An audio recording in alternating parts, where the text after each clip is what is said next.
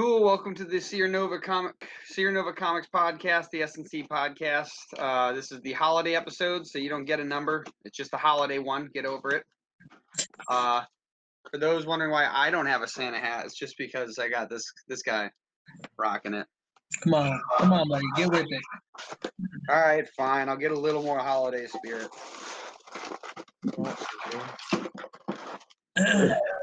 No, I want the whole Christmas tree just on your shirt, just tucked in there somewhere.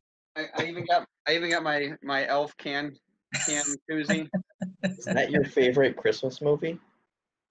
No, but I got it for it is one of it's a great Christmas movie, but it's no, it's just one of something I got for Christmas a while back.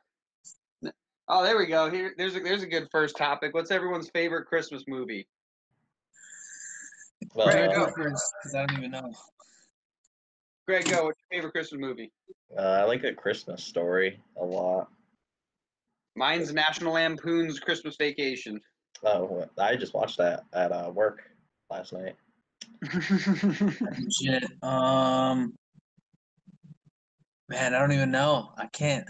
Nightmare Before Christmas, I guess. I don't know. I mean, there's not really like a Christmas movie that I really dig. What's your top five? Like, do you like Jingle All the Way? Oh my God! Yeah, there's that. Put that cookie down. Give me the dog. You turbo Mando. No, Christmas Story is great, man. Christmas Story is definitely up there for me too. Yeah, because that's one movie I could always watch and like not get sick of it, even though I know every line from the movie. Fragile. Be Italian. Any Christmas Carol movie is okay, even though it's been done like a million times. Yeah. Actually, have either of you seen the animated Grinch yet? Yeah. No. I think it was on Netflix at one point. I haven't seen it yet. I gotta watch it. If it's on Netflix, maybe I'll watch it today. Yeah. Oh, that reminds me. I need to put my notifications on silent. Yeah, I just go on airplane mode because people try randomly calling and interrupting things. Done. You're still using your phone? Do you use your phone? Do you use your phone, Hector, for Google Hangouts? Yeah, absolutely. Do you have a laptop? Nope. I have a desktop and I don't have a webcam, so. You should totally grab a webcam. Be awesome. Yeah, I was thinking about it. Because then you can do like I don't know, like a podcast or something. But no, I meant like you could do a like a webcast. Who's a webcam? No, like those ones where you can like talk in the camera and like draw and be like explaining while you draw. You can do like classes or something. Yeah, no, that's what I was actually thinking about too. Was first of all because it's a kind of a pain to like use your phone and then I have to find like a stand. I have like this like attachment it's kind of jerry rigged on here on the desk, so it definitely would be a lot easier to just have a webcam. You should get where is it? Looking for the tripod. Yeah, I have this stand that I got a while ago. I used it for my Sony Handycam. Sony Ericsson's that old phone. But basically, so it's like a typical tripod that has this like sliding thing right there. This little slot where you can slide the camera in and out, right? And then you just pressure release it. But then there's this right here, which is just a phone attachment, right? So then you screw it onto the base that's in, and the phone attachment was like maybe $15 at most. Yeah, then you get this. You take this and then you just attach this in here. So yeah, I have this little stand, this phone attachment that's literally like broken now, and I have a tripod, and I broke it the first time I used it. I broke it, so I was like, your tripod's just a thread? Is that what that is? Yeah, it's just a regular camera like tripod, like actually for a backdrop. You should look at getting one of these. It's this Sony. It's the Handycam. Look, Dylan, Look, Dylan, Nice. not all of us are fancy like you with your little Sony stand. It's so Okay? funny. I bought this thing like probably like almost a decade ago, and I still use it. Actually was. That's how you know it's good. That's what they should be making that stuff again. I was actually looking on BestBuy.com because I was looking for things I want for Christmas, and I actually was thinking of getting a tripod so I could. And then you realized all I want for Christmas is you. Woo! There you go, dropping in that Christmas knowledge. Oh yeah. Yeah. What was I gonna say? All these yeah. things and more. You did say that this episode doesn't have a number, but I numbered it anyway because it's What's the 17th. It's the 17th. It's the 17th episode, and I did that. I didn't even mean to have that many episodes, but it worked out to be like that. And it's because it's kind of cool because my dad's birthday is the 17th of December, and he's actually gonna be 80 years old this year. He's a Nice. dinosaur. Yeah, and I actually used the number 17 like multiple times in our comics. So Nice. I didn't even know that. yeah, it's a little Easter egg thing. Yeah, that they'll only know when watching this podcast. Yeah. Yeah. And we'll reference this podcast for Easter eggs later. Easter eggs on a Christmas episode. On Christmas of all times. Nice. Yeah. What else Christmas stuff can we talk about? What's your favorite Christmas food? I know we did that for the Thanksgiving question, but I don't care. You guys are asking me some questions I just don't have answers to. What do you not eat on Christmas? What the hell's wrong with you? Look, Okay, I'm Hispanic, bro. I'm Hispanic. We eat it. the same stuff basically every single holiday, just in a different order. You eat tacos? I'm not Mexican, bro. Come on. What? That doesn't mean you don't eat tacos. I eat tacos for Christmas. Just not on Christmas. No. In fact, this year we're doing this weird jumbled up kind of like steak Christmas potluck thing where like everybody's bringing their own steak and dish, and then we're just I don't know. There better be steak tacos. It's not steak tacos. Get tacos out of your mind, bud. No, it's so funny because like a weird family tradition that we have is that when we go and get the Christmas tree at my mom's place, we actually, when we bring it back, we make tacos. There's no reason to that. I think we did it the first time because it was easy, and then we just made that a tradition. That's pretty cool, actually. Yeah, so basically we finish decorating the tree, and then we just load up on tacos until we die. All right. Yeah, we get a lot of tacos. We take our tacos seriously. We get hard shell, soft shell, 80%, 90% lean meat. You go all out, huh? I got cheese. Do you have like any traditions that you do for like Christmas or anything? Any like special thing like that, except not tacos? Not really. I mean, the only like tradition I guess that we do is like we open presents and we do stuff like usually on Christmas Eve and not on Christmas Day. So like Christmas Day is usually like everybody just hangs out kind of thing. Like we'll get together, we'll do something. Usually like the movie theaters are open, so we'll go and like see a movie or something. But like we open presents on like the day before. We'll stay up till like 1 o'clock. We'll open presents at midnight. Usually somebody's pretty drunk by that time, so you know. Yeah, so you guys like bag and tag Santa? Yeah. Basically, yeah. Like, get him. No, we just tell our kids like, we bought you this. Santa didn't do a damn thing, so you know what? Santa's dead. Screw that guy. We want all the credit. That's what happens when you eat too many milk and cookies and you don't exercise. There you go. He died. He had a heart attack and he died. He had to beat. That answers that question on YouTube. Is this kid friendly? No. Let me just hit that little check mark. Spoilers. Just put a spoiler alert there, Holiday spoiler. Yeah, Santa's dead. Don't worry, kids. Because of magic, he comes back. Yeah. It's the Marvel Universe Santa.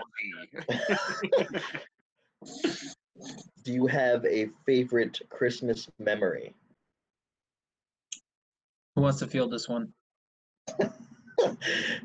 I don't know if I have like any specific ones. I know there's always been some random fun stuff that happens. Like one Christmas we had like something like 4 or 5 feet of snow. I was like super young, and we ended up digging like tunnels that we could like go under the snow and above it, and like we had slides. What? No. Oh, coffee Yeah. drink. Yeah, that was awesome. Greg, were you always in Schenectady area? I forgot. Besides the 3 months I was in Florida, I want to kill myself. Yeah, exactly. So even you probably, or you at least, I don't know if you got it, but I was in Mechanicsville and we got like something like 4 feet of snow. It was stupid. And then what we did too is we plowed, like we had a long driveway and we took that driveway and plowed it back onto the grass, which made it even thicker. So there's 4 feet of snow already on the, so maybe it was 3 feet of snow, but then we plowed that onto it, so it made it 4 feet packed and heavy. And then we had just dug tunnels through, which was awesome. So now that you talked about your memory, sorry, Greg. Now that you talked about your memory, like you totally brought up, like it's not even a childhood memory. It's just probably one of the best moments of my weirdly nerdy life. So I was probably like 22 already. Like actually maybe like 22, 21, 22 something. I was already an adult, full-fledged adult. My friends and I, we used to hang out a lot, and we saw this. They were like plowing this gas station that was like right down the street from my house, and they made this huge like mound of snow, like legit, like 7, 8 feet tall, like just huge. They were just plowing like all the snow and putting it there. So we literally just like dug a little igloo in it, and again, we're all like adults, just like all giddy, like digging in the snow, like the nerdiest, weirdest thing you can think of. And then we all like clam baked in there and stuff like that. So that was pretty cool. Oh, that's pretty awesome. Clam bacon in an igloo. Yeah. So that was a good Christmas related memory. What about Greg? Does he have a snow mound related Tell me you got an igloo story, man. No, not really. I wasn't the best at making snow forts. I had my brother and my friend do that. I just like build this for me. You were just a supervisor. Yeah. I'm like I used to use recycling bins and like pack them with snow, and then I used to like make cubes out of that. That's pretty cool. Yeah. Oh, so Greg was like a little builder back then. Bob the Builder. He was the snow foreman. That's Greg. Yeah, Greg the foreman and Bob the Builder. Yeah. Nice. Yeah. I forgot for weird traditions. So then the other thing too is so we have a New Year's Eve thing too, but it's actually just on my dad's side where basically so it's my dad's mom, so my grandma on my dad's side, and she basically every Christmas Eve we go to her house, like all of the uncles and aunts and cousins and everybody goes there. And the funny thing too is that it was like a deal breaker for like any of the uncles when they were getting married. Essentially, it was like, listen, we get Christmas Eve, and if that's not okay, this isn't okay. Like that's like you can ask like my aunts that, like that was like a deal breaker. So it's pretty funny. But yeah, so we all go there for Christmas Eve, and then on another side of my family, we have a huge Christmas party where just like people from like all over just come to it, and it's like the Saturday before Christmas. Although this year it's going to be the Saturday after Christmas because of some stupid flights for my little brother in Japan. So yeah, yeah, so that'll be fun. That damn kid's been ruining my life since he's been born. When are you actually coming back for Christmas? The 21st or 22nd, something like that. Oh, 21st is when I'm going to celebrate my dad's birthday, even though it's December. So then I got to work the next day. Nice. All right, now we're getting too real, guys. Now we're getting too real. What other fun Christmas stuff can we have? Oh, coffee. Don't worry, guys. It's Christmas coffee. Is it peppermint or candy? Yeah, exactly.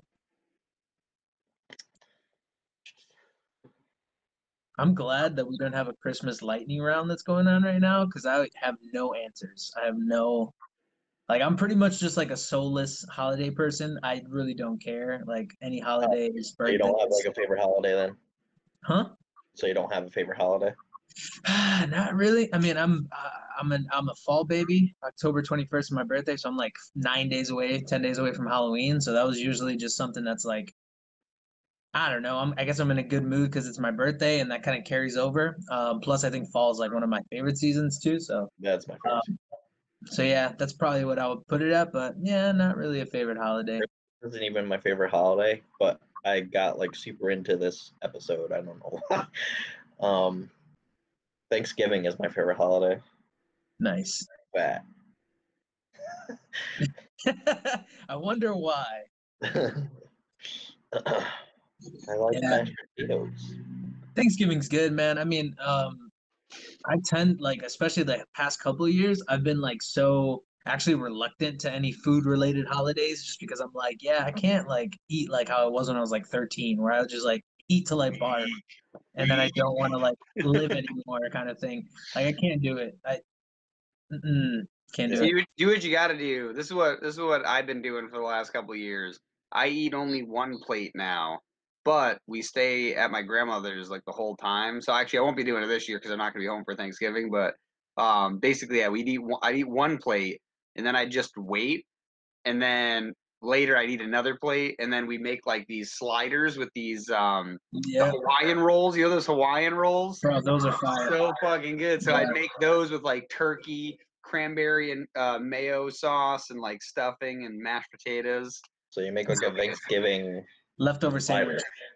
But I would just eat that the rest of the day though, because Black Friday just started today basically now because they keep rewinding how early that shit starts. Yeah. So I remember the first time that I went to go out for Black Friday like to wait because I was gonna try to get something. I showed up at like 6 p.m. the night before and the store opened, and I was like, what?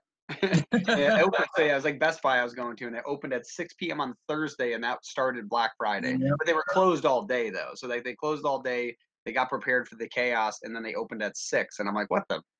I'm like, okay, cool, I can just walk in. I went to a Black Friday sale on accident. Like we were driving past, this like Best Buy, and it was like the same scenario. It was like they opened at 6 o'clock, and my wife, my girlfriend then, my wife now, she was like, yeah, oh, I forgot that we have to get like my little brother something, and I was like, man, we're not going to any store right now. And she's like, look, the line is like not that long. There's not like a huge group of people there. So we're like, all right, cool.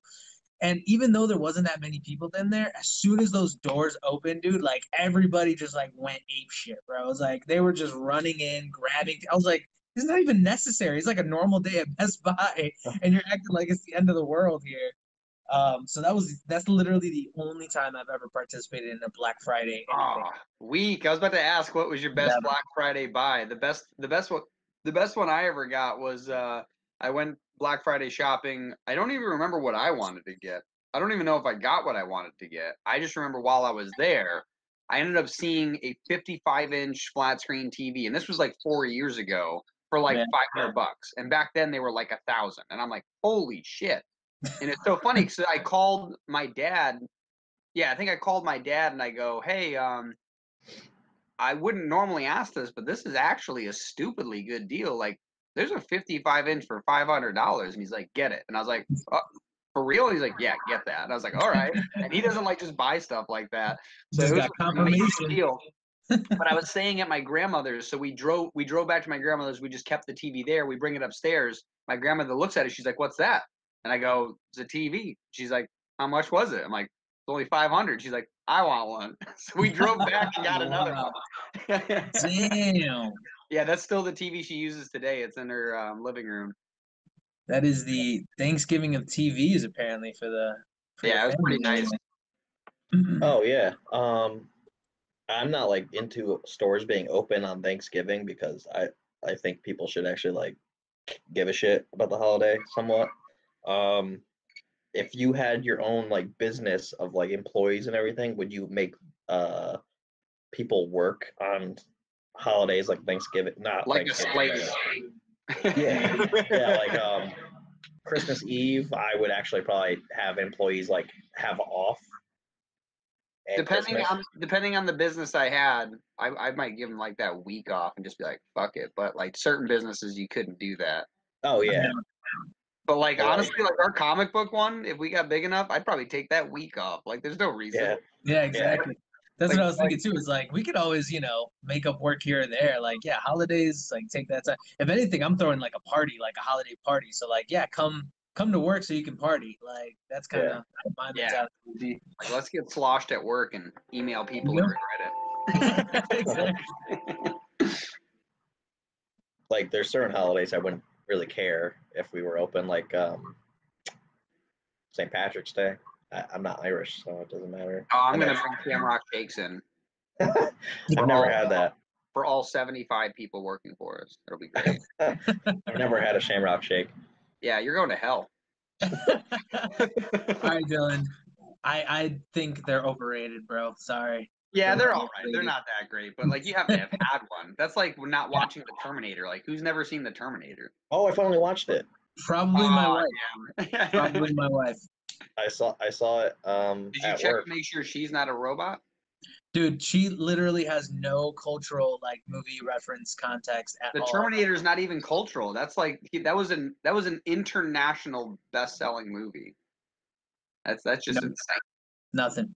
That's like I don't know what Earth looks like. It's like, have you been alive? Like there's things everywhere. There's the internet. There's an instrument. Just Google Earth. No, you know what's more incredible about it is like even now that like the internet's around and stuff like that, even when people reference it, she just be like, yeah, don't care. Never seen it, don't care. Like she has no interest. It's like Tom Segura, all friended up. It's like I just want to know what time it was. I only tell my friends what time it is. Exactly. Nope. Hey, Don't ask, Grandpa, don't care. Hey, Grandpa, this is Steve. Fuck Steve. Oh, okay. I know everybody I need to know. Exactly. No new friend request, baby. Denied. What's your stance on parades? There's a comedian that actually doesn't like parades, but I forgot which comedian said that. I would like to have a hard stance on parades, but I literally just went to one. So yeah, on Saturday, this last Saturday, we were invited out to like a pre-party, like a pre-parade party, and then we like chilled. It's like a festival of lights parade that they do here in Chicago. They like light up the Miracle Mile and stuff. Magnificent Mile, sorry. So yeah, we went and did that, and that was cool. I mean, yeah, we stood and we're cold, and we got some free stuff. I guess that was cool. I accidentally was almost in the Schenectady parade. Like it just was happening this past Saturday too. Yeah.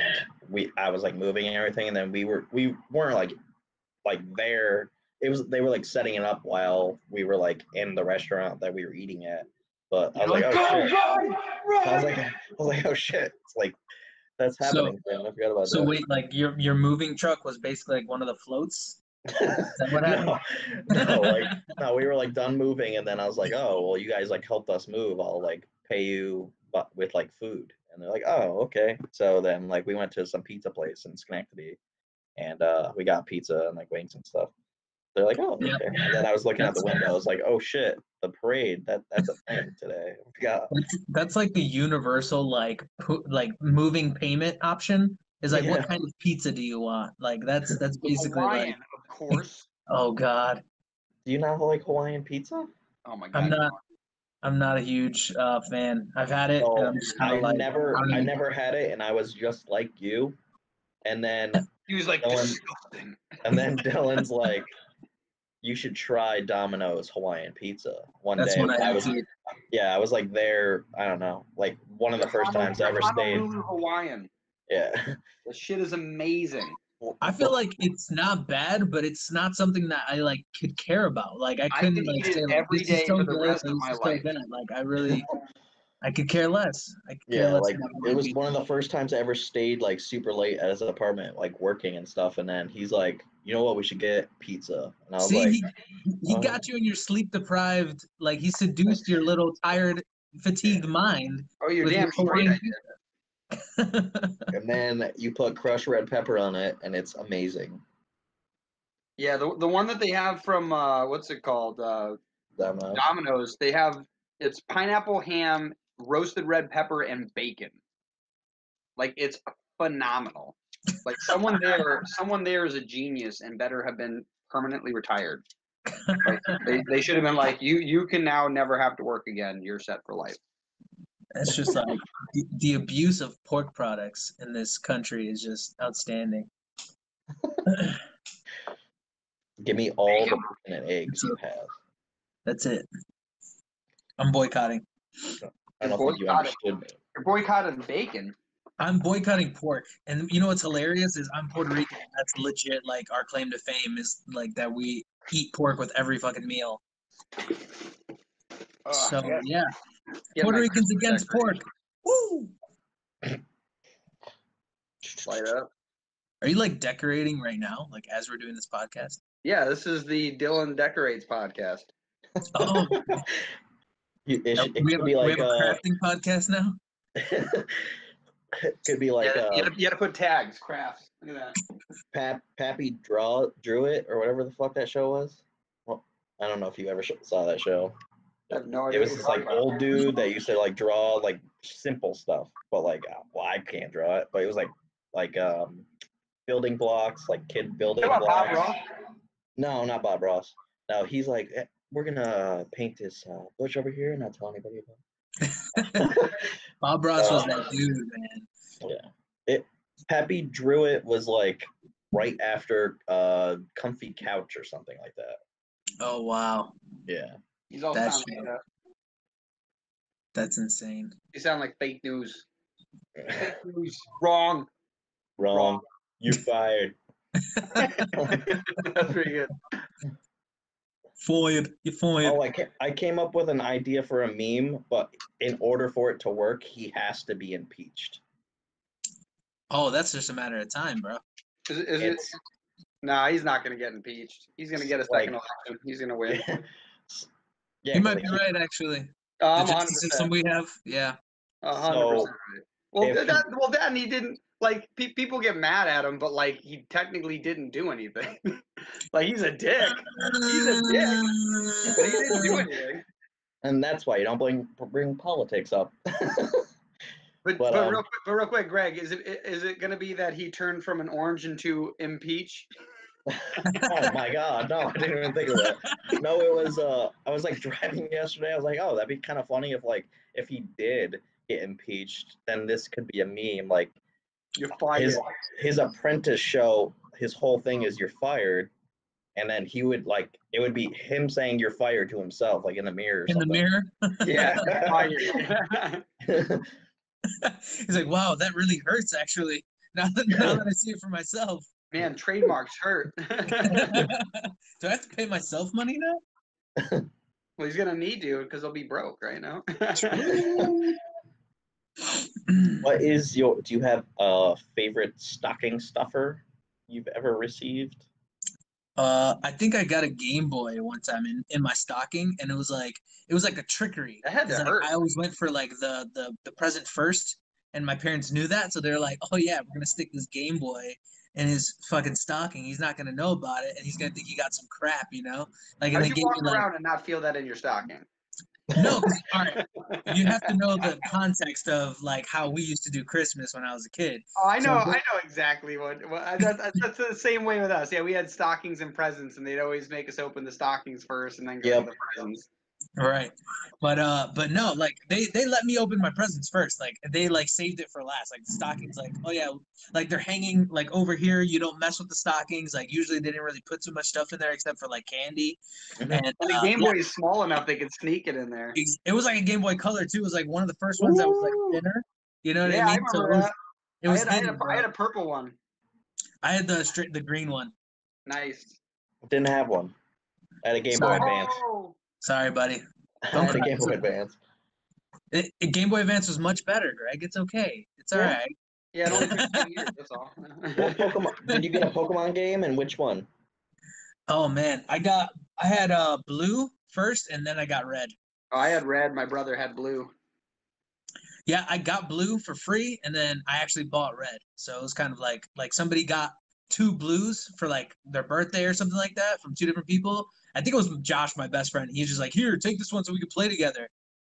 And then I ended up getting red so we can like trade Pokemon. Nice. So you just use that red as, like an abused kid. Pretty much, yeah. Well, like blue was the one that you could like hack, so you could do like the unlimited rare candies with it. Yeah, you I can like get that. that, and you get Mew. Yeah, exactly. Well, yeah, you And I had to got- do the same hack. It was the same hack. Yeah, I got that glitch Pokemon thing too. Like it was like No. on the shore of that one. Yeah, Yeah, Missing yeah. No on Cinnabar Island. That was the hack, man. That's how you get everything in that game. That's the Yeah. only hack in that game. No, there's a different one though to get Mew though, because Mew you could luck out with that, but the way you actually had to get Mew is you had to go to there was a trainer that you from the very beginning you had to know to skip them. You had to not go attack them.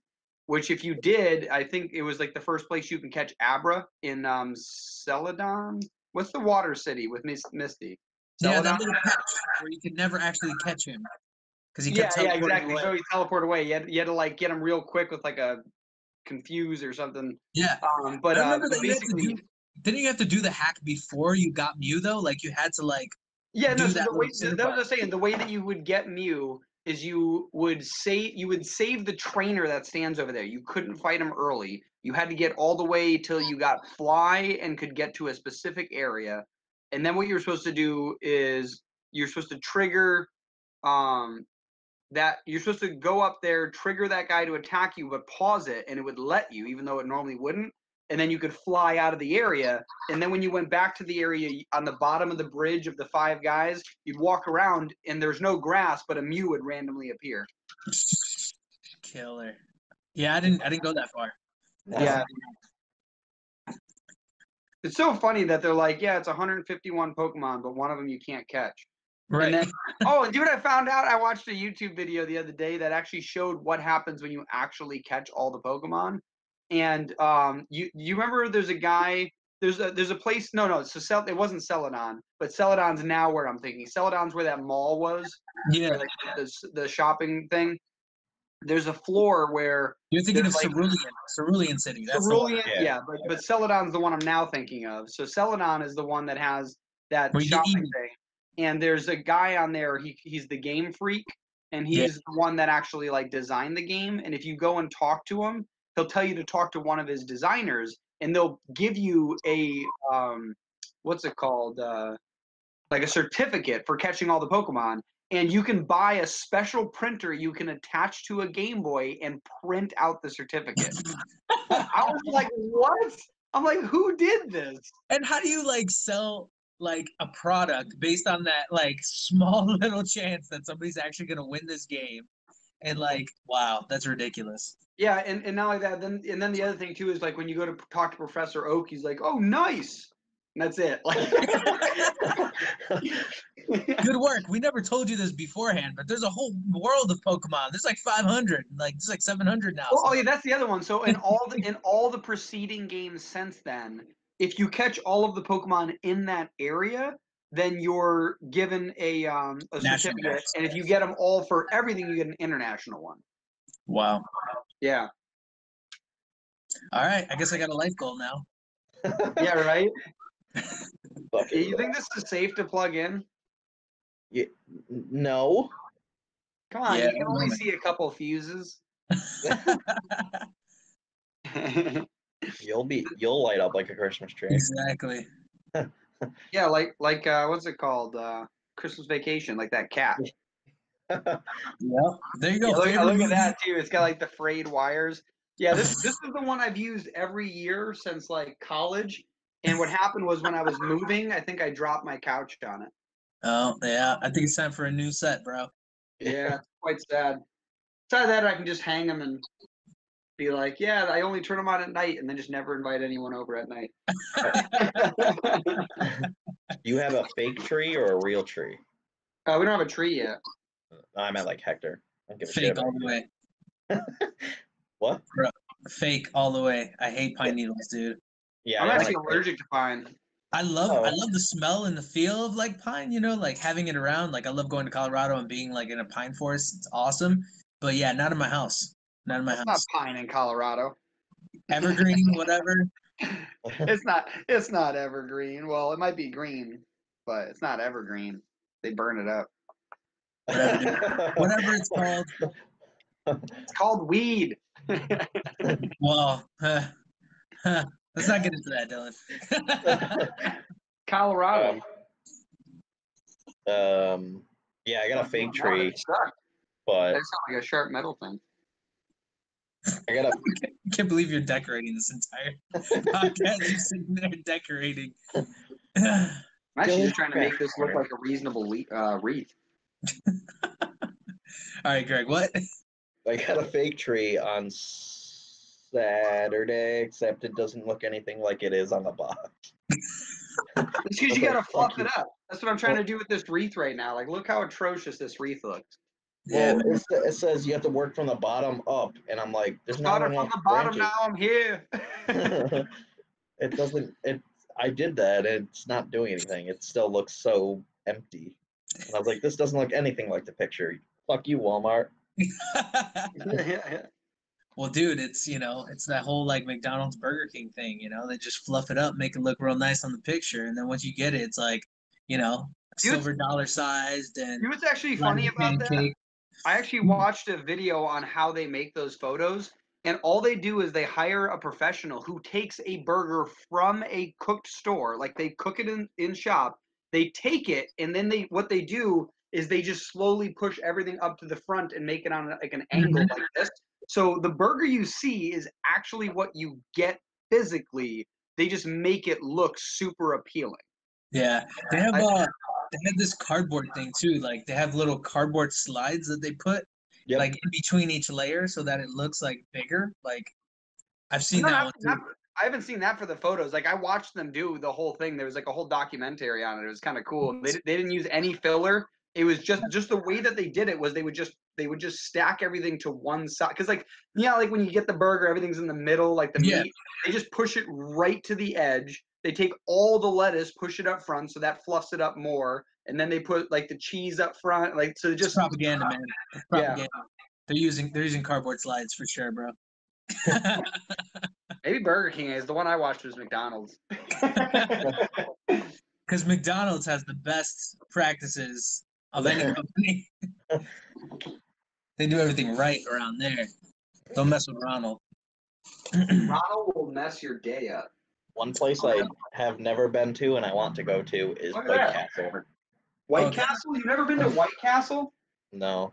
God damn. And I've been in New Jersey a bunch of times. You get into White Castle and buy a Shamrock Shake at the same time. Yeah. There you go. And then like 2-3 hours later, you're gonna meet that toilet, and it's gonna be just not a good sight. Finish him. Exactly. Like Harold and Kumar and like get like 30 or whatever 100 sliders or whatever. No, you have to have an epic journey like that to actually enjoy them, though. Like legit. Yeah. I mean, it's like I've been to White Castle numerous times. That was like one of my grandparents' like favorite things was to like get like a 30-pack and then like But 30 packs. Man, dude, it's just so like it's not worth it. I don't know. I don't know how else to explain it. It's just not. The first time I went to White Castle, me and my brother and my dad were in New York City, and we look up like online where the closest White Castle is, and it's in Hell's Kitchen before it got like gentrified. So like we ended up walking into Hell's Kitchen just to get to a White Castle. And it was so funny because like we knew we were there because it was like New York City, oh, stripper. Like it was like in the middle of the afternoon, and there's like a hooker right on the corner, like clearly. And we ended up going there, and it was so funny because the three of us were the only white people in there. So we're all like, cool. And like the place was full too, so it was pretty funny. And then we just ordered a bunch of White Castle burgers, and then I don't know if we ate there or if we bounced. Look at that. White Castle's just bringing people together. I'm so judgmental. Yeah. Just like the Popeye's chicken sandwich. Dude, those Popeye's chicken sandwich, like bro. Those things were actually really good. They weren't worth the wait, but they were really good. They're great, but I don't understand the whole controversy. Like it's so the ridiculous. whole controversy was the competition with what's it called? Chick-fil-A. And the thing is that some people see Chick-fil-A like, you know, that hometown place that you used to go to that nobody else knows about. You know what I Right. mean? Like for mine, it's like Gus's and Waterville Elite, right? So like Gus's hot dog is like this place I've been eating since I was 5 years old. Like it's amazing. And you know, I have tons of memories of like my grandfather, my dad going there. I remember when I had like fraternity brothers, I brought like pledges there, that, you know, stuff like that. I was like, this is a place that I want people to go. And they've been around for like 70 years. So like that's how some people view Chick-fil-A for some weird reason. And I think it's just because when you walk in, they're like, They have good service. how may I They're service friendly. you? Yeah, You they're know, friendly. Jesus They have Christ. great service. They're polite. They're helpful. That's cool. That's great. I don't get the whole like getting into fist fights over chicken sandwiches. That's just ridiculous. Yeah. I- Well, no, I not had fist chick- fights. Didn't someone get shot? Bro, a whole bunch of stuff, man. Whole bunch of like I think one person numerous died. fights. Numerous fights, numerous like I think if Internet- one person had to go Internet to make rages. that chicken sandwich, you know, exist, I get it. You don't even have to, like, if you want to kill somebody at Popeyes, you don't have to shoot them. You can just shove like a biscuit down their throat. for real, man. Just you know, Yeah, without the honey, yeah. exactly. They cannot breathe after a certain point. It's like sawdust. No, oh my God. There's a YouTuber who I'm pretty sure I haven't actually heard from him in a while, but I'm pretty sure he's doing much better. But his name's Boogie7988, something like that. Or I don't know what the number is, but he's a huge YouTuber. One of the originals, and not only is he a huge YouTuber, he's a huge YouTuber. Oh, Like that guy? yeah, like he was like 600 pounds, and it was so funny because like he had this like alter ego that he does, Francis, where he just talks like this the whole time, and he's talking about how he's like, you know, all these mean people on YouTube just causing insults, like go kill yourself, and then, you know, but the worst one I ever got was like, no, don't kill yourself, just wait, because he's so fat. Yeah. And I was like, oh man, I was like, I was just thinking of for Popeyes though. It's like you don't have to kill him, just wait. Let those bad decisions take them down that path themselves, you know? Boy. Nice. What other holiday jingles can we jab about? Jingle. Jingle jangle. Jingle jangle, You but guys, okay, what do you guys have there? Like, because we have Jewel, like, and I know Jewel's like part of like Albertsons. Do you guys have like the grocery store Albertsons, or like what grocery stores are like near you guys? I've got Kroger's. Kroger's? Okay, yeah, they're Albertsons. I have So- something else. Yeah, he's Price Chopper / Market 32.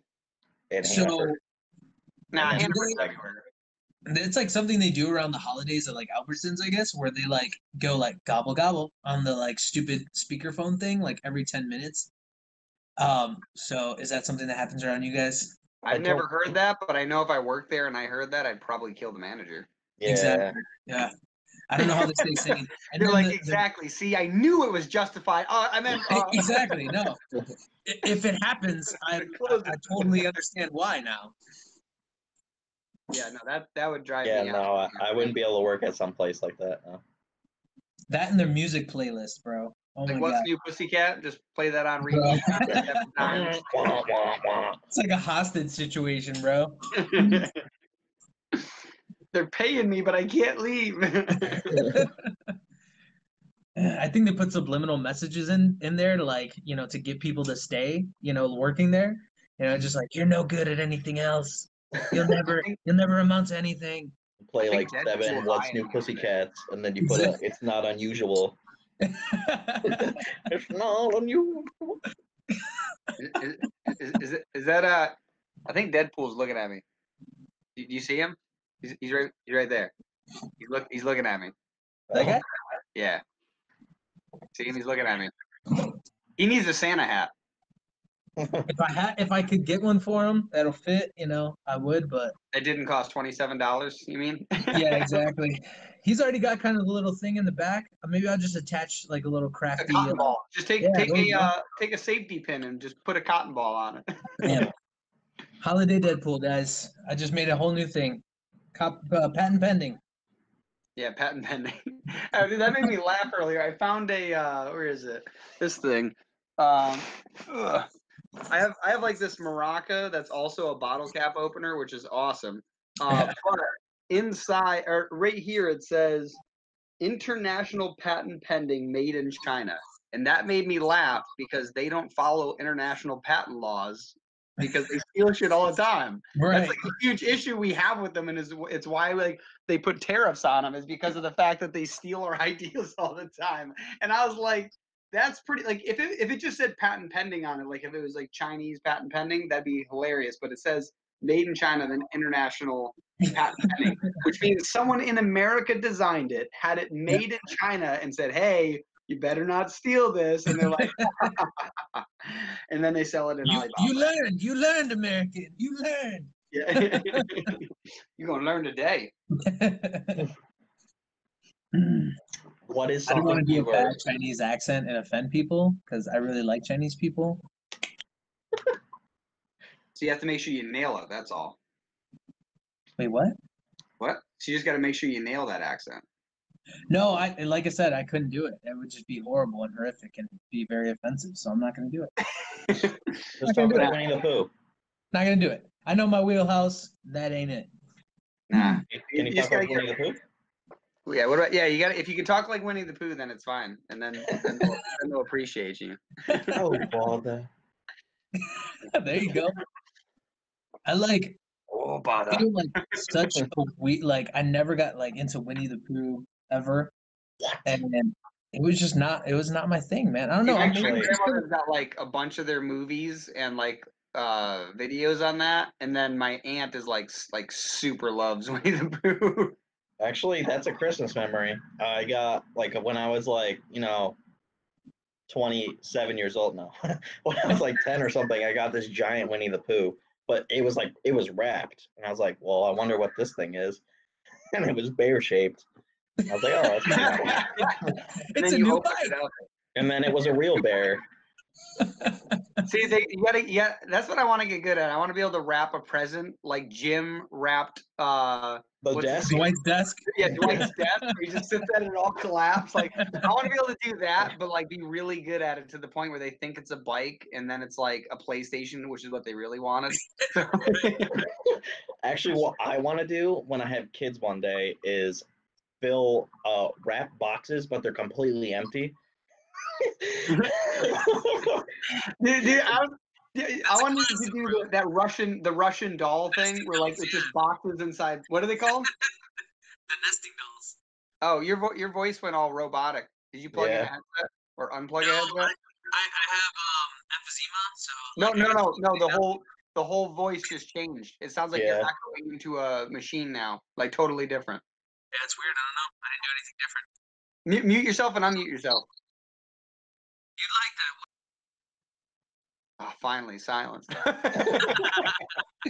That's so weird. I don't know what happened. Like it sounds like not staticky, but like robotic all of a sudden. It's very weird. Anyways, that means that the FBI is listening right now, guys. Probably. They're like, you just made fun of Winnie the Pooh. Yeah, right. Yeah, China's listening. Yeah. You're gonna see like a laser, like moving. Get it off. Just done. But oh wait, so what'd you say that Russian box name is? They're called Russian nesting dolls. Nesting dolls. I thought there was like a Russian word for like the name of the nesting dolls. But yeah, that's what I'd want to do though. I just want to have box, and I would wrap each box, and then maybe in the far middle I'd have something that's cool, like a Game Boy Color game. Yeah. Pokemon What you got to do is like troll them so hard that like basically they had the present in their possession the whole time. They just didn't know about it. Like Yeah, I told you to clean your bed like 15 times before Christmas, and you never did, right? So like your PlayStation has been under your bed since like November. All these presents are fake. I've also wrapped like for my mom or my stepdad and stuff. I've actually wrapped like a little box into a bigger box into a bigger box. I've done that before. It's just funny to watch.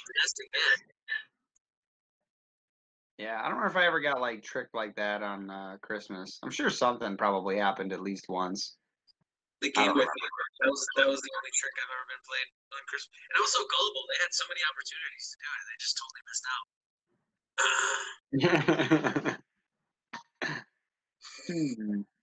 least give me some trust issues, guys. Come on. We've like actually gone over almost everything I've wrote down, which is surprising because we usually tangent. What's all the stuff you wrote down? The Christmas memory, movie, parades, stocking stuffer. There's like 2 things we haven't gone over because they're not Christmas related, and we just haven't like gotten to that. One is value, like why should you bring value to your audience? Oh yeah, it's completely on topic, bro. Yeah. Yeah, I don't even understand that. Well, I wanted to add some stuff. I don't understand the question. Next question. Do you do New Year's resolutions? I don't actually think they work because not that many people like stick with them, but That is an interesting question. Because I was actually thinking about that like earlier today. That like I've started to do this thing where it's like I have like a long term kind of, I mean, it's like the most logical thing ever. I'm sure there's like this is not a new idea at all. That logic is undeniable. Yeah.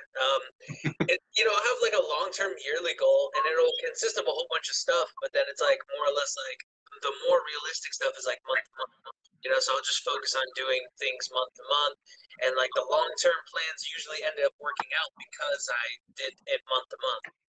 But yeah, I don't have like a resolution for the year. More or less, and more of the time it's like, all right, now don't be as fat as you were this year. Like next year around this time. That's pretty much you got to write SMART goals. You know what SMART goals are? Goals that are smart, I think. I'm pretty sure that's what it is. They're specific, measurable, attainable, relevant, and time bound. I have this this notebook. Yeah, where I write like goals in it, and you write down. So like specific would be like to lose weight. Measurable would be weigh 180 pounds. Achievable would be, like you're making sure that stuff is set up. Like if you said I'm going to lose 300 pounds and you're going to do it by next week, like obviously that's not achievable. So make sure it's achievable. Make sure it's relevant. Like the goal you're setting is important for like a future goal. Like why do you want to be healthy? It's relevant because I want to live longer for say like my kids or something like that. And then the last one is time bound by setting a specific date. And basically any goal you write like that gives your brain ways to solve it because your brain doesn't like to solve things that are unclear because it's a waste of energy. But if it's too abstract. Yeah. You gotta make it concrete. Greg, is that your end? What? What is that? Is that your end? Yes. I live right across the street from a fire department. Yeah. Tell them to shut the hell up. Hey, shut up, are you? This is the first time I'm talking here. It'll quiet down once someone's house is no more. Once it's burnt down. Hey, your voice went back to normal. That's so weird. Wait. So it was like mechanical that whole time we were just talking right now? Yeah, until just a minute ago it went away. Yeah. What the heck? That's crazy. Did you do something different? The fire trucks helped me out, I guess. Nice. I muted myself to see if I was getting some echo feedback, but it wasn't that. Maybe it was Greg's. Look what you did, Greg. Look what you made me do. Okay, Taylor. Yeah. Oh, I just realized I got a good idea to tangent off of stuff, but to be relevant for New Year's resolutions. Where the hell is it? Oh, it's over there. Is it gonna be the thing that you made me do? Wait, I don't know if we want to talk about that, Greg. Yeah, not on air. No. They're watching. But no, I was gonna say this book, which is actually a pretty thin little book. This book has been phenomenal. I'm almost done with it. I'll be finishing up today. But it's called The Compound Effect. Is this in reverse? No, I see it properly. You see it in the right way? Yeah. Why is it reverse on mine? Because it doesn't like you. Oh, maybe because it's so that I don't lose my mind and it's like doing the opposite of me. It's mirrored. Okay. Anyways, Yeah, so the whole point of this book is to, like, I just finished a section about routines, talking about how, you know, a lot of people are like, oh, I'm going to lose weight, so I'm going to work out 2 hours a day, 5 days a week for the rest of my life. And it's like, no, you're not. Right. And so what he says is that you should, you know, you don't have to start small, but don't do something that you don't think you can sustain forever, like indefinitely. Especially if you've never been into fitness. You can't be like 2 hours a week. Like, even if you do it for several months, you will eventually burn out. Yeah. And there's a great little book called Mini Habits for Weight Loss. But the first version of this book is just called Mini Habits. And the concept of a mini habit is like, say you want to pick up reading, like you wish that you read more. Well, do you know how you can do that? Read 1 page a day, every day for the rest of your life. Right. And just by doing that habit, you will create an identity in yourself that is defining you as a reader, and therefore you will naturally be inclined to read more. Right.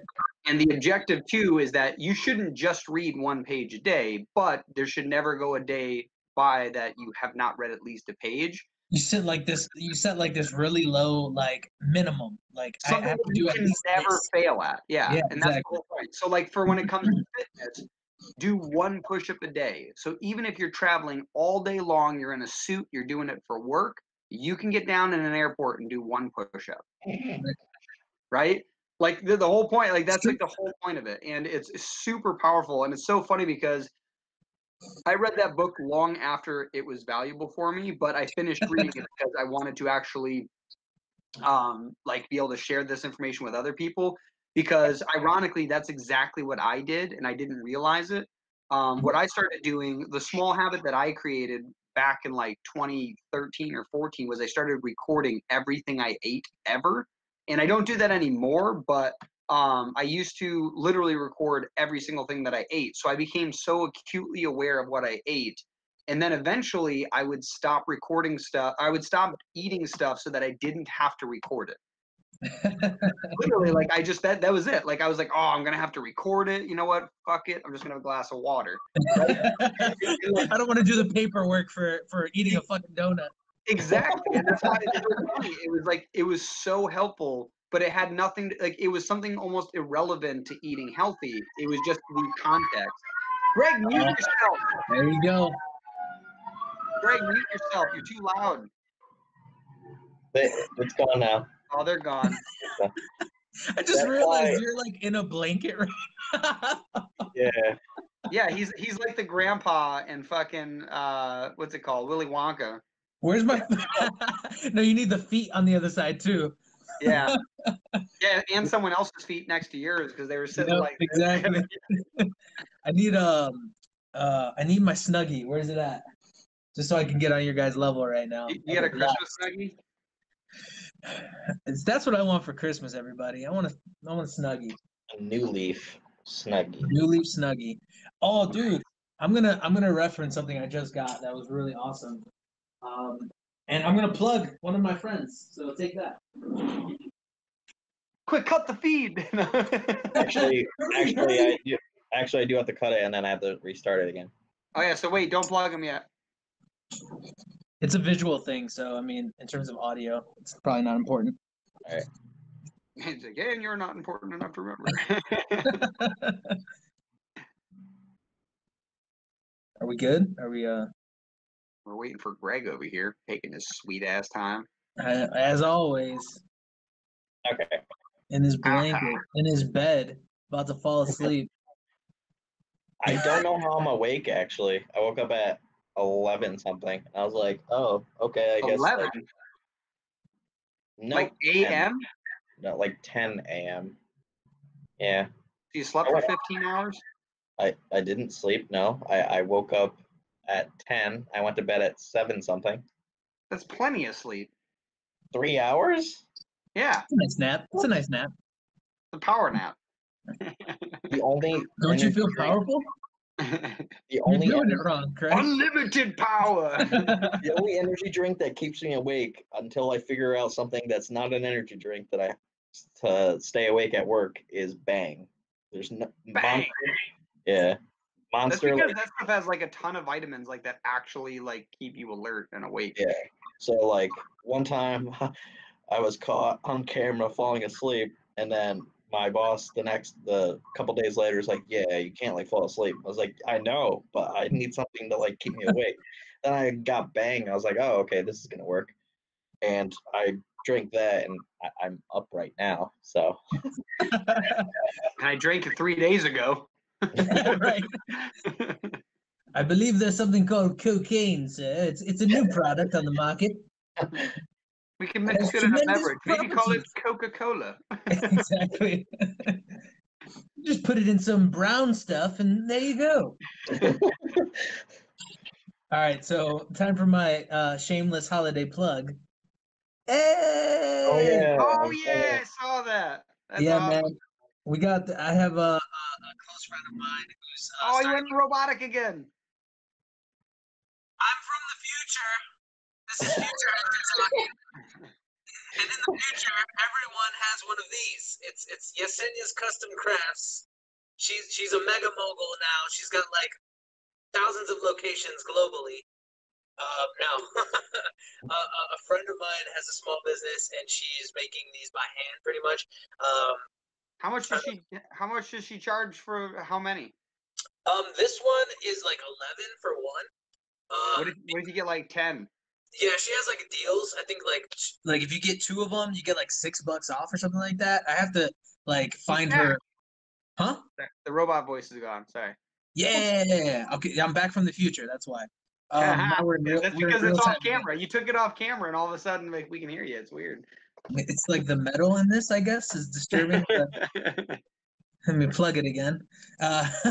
No, it was really cool. She just kind of like surprised me with it and stuff. So it was pretty awesome. Because I actually have her making a cup for us that we're gonna like a tumbler. If you guys know what a tumbler is. Yeah. So she's making that one for us. So she just like took the logo that I gave her and like made this little.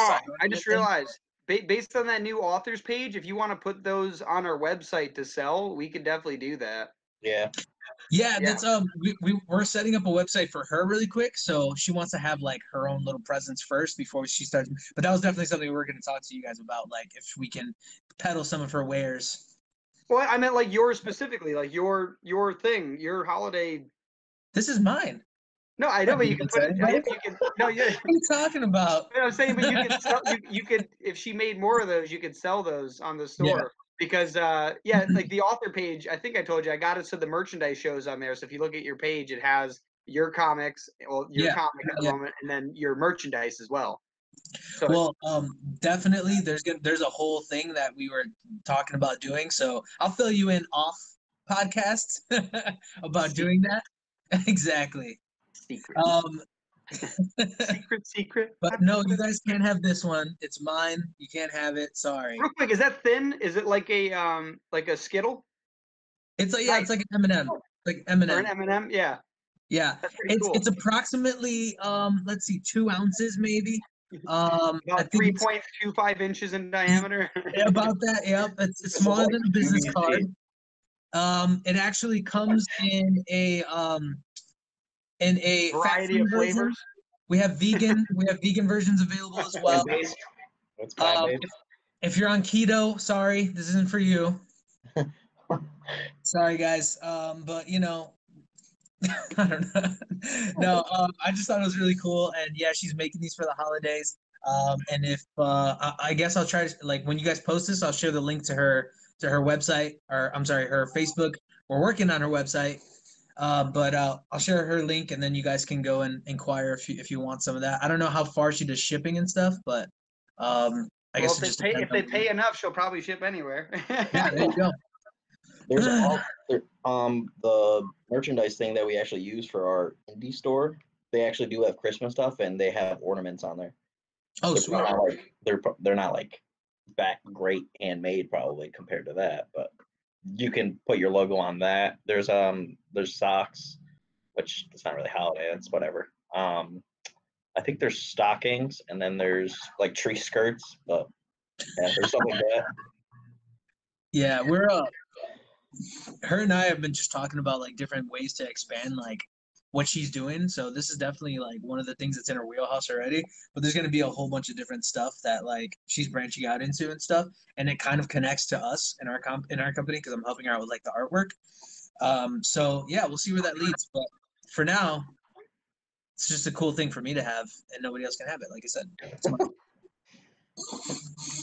what is something you are looking forward to next year? Ooh, literally the entire year. I'm so excited. Because we have. So excited. No. We just released our comic, just so you guys can go check it out if you haven't yet. Shameless plug. Exactly, another one. I'm like becoming Dr. Phil over here. So we released our comic. I think last week, 2 weeks ago, on the 22nd, we released it. So if you guys haven't checked it out, check it out on the Sierra Nova platform, obviously. Obviously. So we released that, and that was like really exciting. But now we have a Kickstarter coming up in January 25th. We're gonna launch that campaign, so that's gonna be pretty cool. And then we decided, because we found some new. I said this in like we had an update video, so I just kind of went over some of this stuff already. But if you hadn't checked that out, you're gonna hear it here. We found some software. Well, we have software Unity. I don't know if you guys have ever heard of Unity. Yep. That's why we're making the map with. Right. So we found like software that's gonna allow us to make motion comics, and through what I'm doing as like a industry professional, they're already doing that. So I'm already breaking down my professional work the same way that we would need to do it. So it's like kind of like I have experience doing something already. So we're gonna do that. And our first experiment with it is gonna be an origin story of Your Own Goose. It's actually Goose's origin story. So I'm excited about that. I'm excited about just like rolling with the momentum of all these different things. So 2020 is going to be really fun. Yeah. Awesome.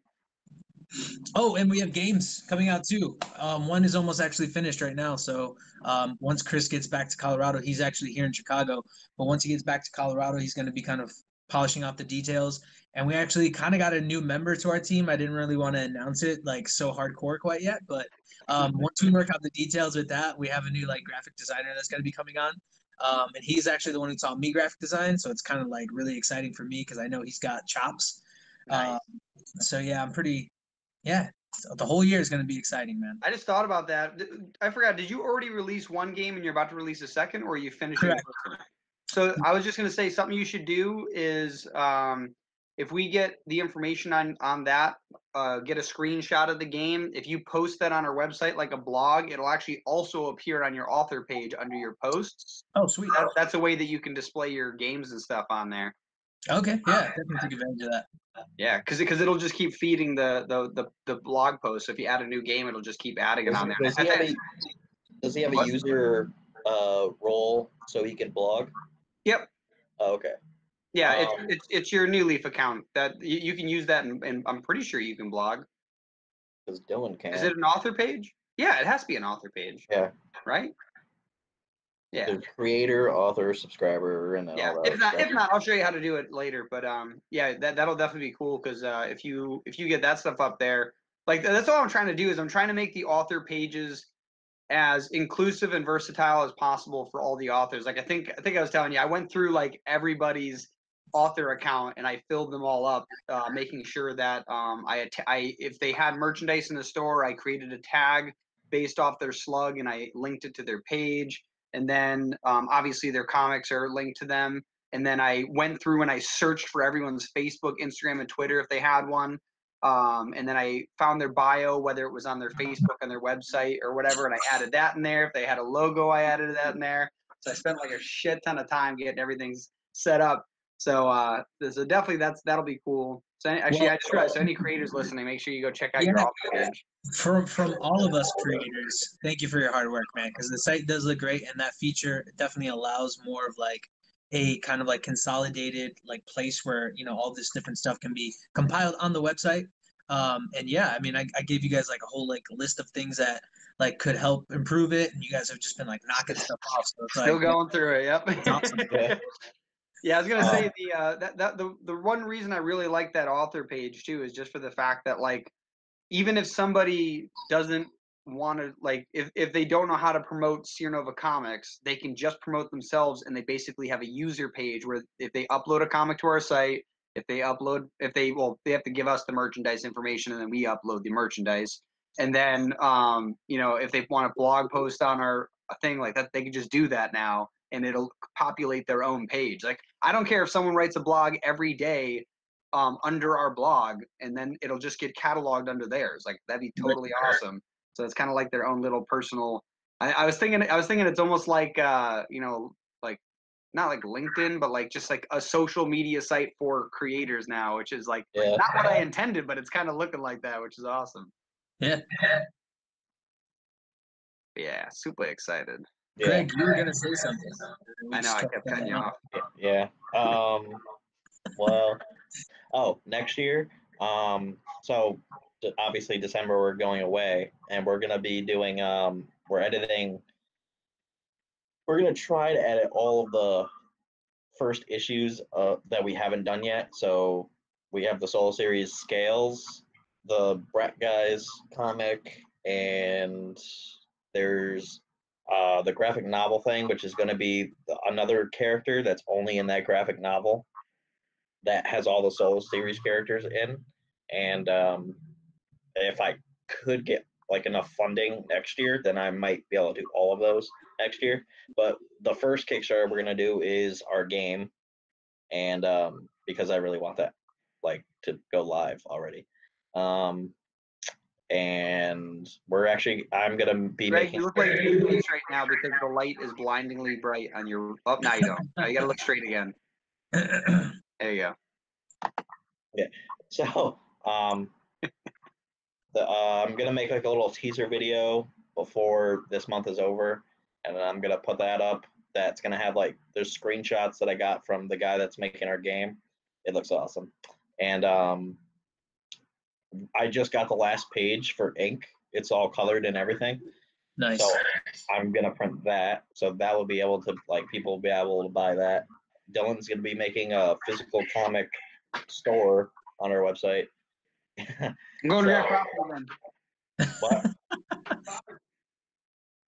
He's gonna go get something to eat right now, bro. Oh, and what else? We use this app called Basecamp that he found somehow, and that's how we're getting so much stuff done, because it's like a checklist thing. So we make like a to-do list for a certain amount of tasks, and then we just check it off when we're done.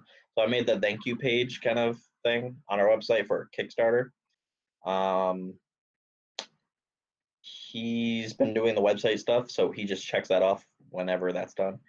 We put he's just list everything you want in the indie store as merchandise, and there's 16 to 20 things that I listed. So that'll come next year too. There's so much coming next year. Yeah, man. I think next year is a good year. No, I feel you, man. I mean, especially with this relationship that we've kind of built over the last year, moving forward, just feels so good to just have a little community to kind of just hang out with and vibe with and stuff like that. So that's really cool. And then having the website awesome. having the website look and function really well is just next, it's like a confidence builder. It's we're part of this community, and we're proud of it. And then having this platform that looks really good and it feels intuitive and stuff like that, that just helps build the confidence of now I want to really promote this platform too, not just have my comic on the platform. So I definitely say that's one of the things too, is that I'm hoping that as we keep picking up creators and the creators who've been with us, obviously you've been very awesome with promoting our stuff, but some creators kind of came with us and they just kind of were kind of their Comic Central. They're just uploading, and then we don't really hear much from them. And I'm hoping that by us continually upgrading the website, they will see we're not just throwing this thing together. We're trying to build this thing continuously. The website will never be done because I'm constantly going to want to add more stuff or make it better. The stuff that's there. In the future, I'll probably end up either myself or paying someone to create our own comic book display, so it's as in depth and detailed as possible, smooth as possible, all that stuff. So it'll definitely be, it's awesome as it is now, but it can always get better. Man, even as a collaboration, because we're obviously we're in like to doing the mobile app games and stuff like that. We might even be able to like collaborate on an app, comic platform kind of app, like how Webtoons is and stuff like that on Tapas. So I don't know, something to think about. Definitely. Yeah, there's a guy that's at my job that he goes on like huge tangents. He talks like he's kind of crazy. He goes from like we're talking about video games like anime, and then he jumps off the deep end to like pyramids taking over the world. Yeah. Yeah. He's like underwater Nazis. Like after I'm like walking around the building, like I come inside and then he's out there like at the front desk and he's like, yeah, so like about your game, like you want to do like virtual reality someday? I'm like, yeah, like Dylan knows a guy that does that and like AR. He's like, what's AR? And I'm like Pokemon Go. He's like, yo man, that fucks with your head. I was like, what? Yeah, he's kind of crazy. But we're gonna get there at some point. But he is like, oh, you should make like an app. And there's another guy that's on our platform, Luke Anderson.